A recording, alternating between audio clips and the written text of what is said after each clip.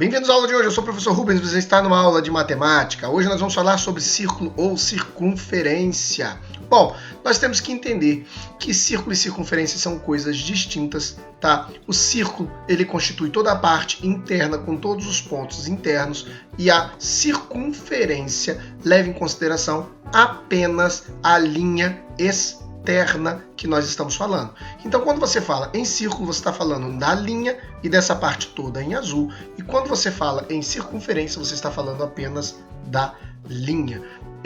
Parece pouco importante, mas ela é significativa, porque você consegue calcular uma área de círculo, mas não consegue calcular a área da circunferência, porque a circunferência seria apenas a linha. Então, a área do círculo, beleza, a área da circunferência não dá para calcular. Vejamos então alguns elementos da minha circunferência, do meu círculo, tá? O primeiro elemento a ser visto é esse ponto central, que é chamado de centro da circunferência. Ele é marcado exatamente no meio de onde a circunferência é construída, da onde o círculo foi marcado. Então, a medida do centro ao lado do círculo é chamado de raio. Agora, se você marcar de um lado ao outro e unir passando pelo centro, obrigatoriamente passando pelo centro, você tem o que se chama de diâmetro. E é essa medida aqui, BC. Repara que não ultrapassa, elas são apenas internas à circunferência, ou seja, estão apenas dentro do que é o círculo. Nós temos também essa medida DE, que não passa pelo centro, tá? Então ela é chamada de corda. Então nós temos o centro, que é o ponto O, o AO, né, do meio a um dos lados é o raio, BC de um lado ao outro, passando pelo centro, diâmetro, D e E, em qualquer posição que passar desde que não seja o centro, é a corda. E existe uma outra medida que é chamada de flecha. É quando você tem o desenho da corda e no meio da corda você liga um dos lados. A corda pode estar passando em qualquer lugar, tá? Você liga um dos lados e essa medida recebe o nome de flecha. E é exatamente por isso que o arco e flecha tem esse nome, tá? Porque para disparar bem a flecha você precisa passar no meio do que era a sua corda e da lateral da sua circunferência. Isso é uma nomenclatura de tudo que é interno à circunferência. E são elementos que não ultrapassam a circunferência. Estão dentro da área desse círculo. Podemos analisar também elementos que ultrapassam ou são externos a esta área. E aí, elas não são semirretas, elas são retas completas, como por exemplo essa reta R desenhada, que se chama secante. Tá? Veja que ela é muito similar à sua corda. A diferença é que ela ultrapassa. Como ela ultrapassa, o nome é secante e não corda. Se nós fôssemos pegar de um ponto ao outro interno, seria sim a corda. Mas como ela ultrapassou, a reta é uma reta secante. Temos também essa segunda reta, que é uma reta tangente. Ela passa muito próximo, tocando em um pontinho de nada, a circunferência externa a ela.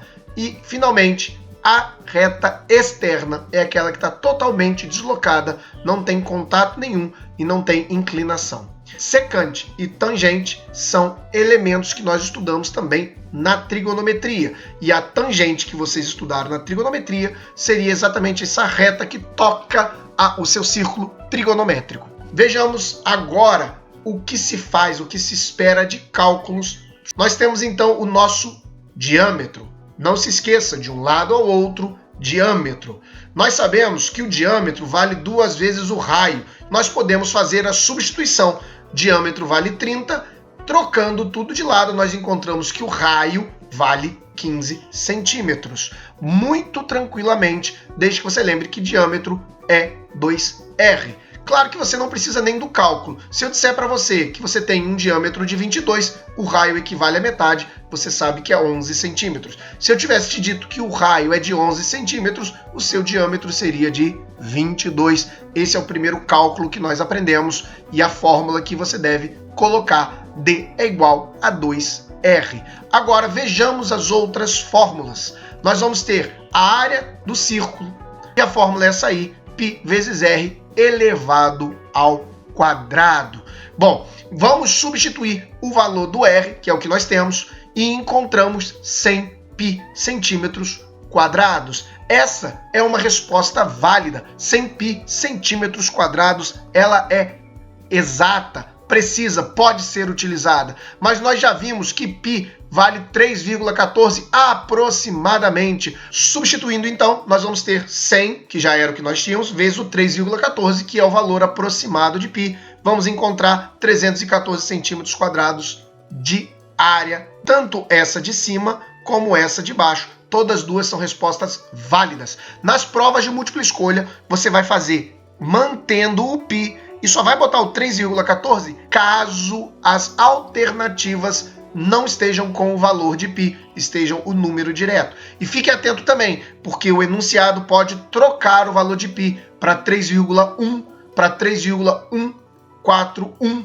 para 3,1415. Então, assim, fique atento se o valor de π não foi alterado pelo enunciado. Não acabou por aí. Nós temos uma segunda fórmula chamada de comprimento da circunferência. E aí você tem 2πr. O π aparece de novo. Então, vamos substituir. Nós vamos ter 2 vezes 10, que é o valor do raio. E aí você vai ter 20π. De novo, pode acabar por aí. Mas, se necessário, você pode botar o 3,14 no lugar e fazer o cálculo para encontrar 62,8 centímetros. Esse não tem elevado ao quadrado. Então você tem essa fórmula para memorizar e essa fórmula para memorizar. São duas fórmulas que você não vai encontrar em prova nenhuma, sempre você vai ter que saber de cabeça. A outra fórmula, D é igual a 2R, ela não é bem uma fórmula, é só você saber que o diâmetro é o dobro do raio. Não esquece de baixar a apostila desse vídeo, tem explicações para você. Bora trabalhar!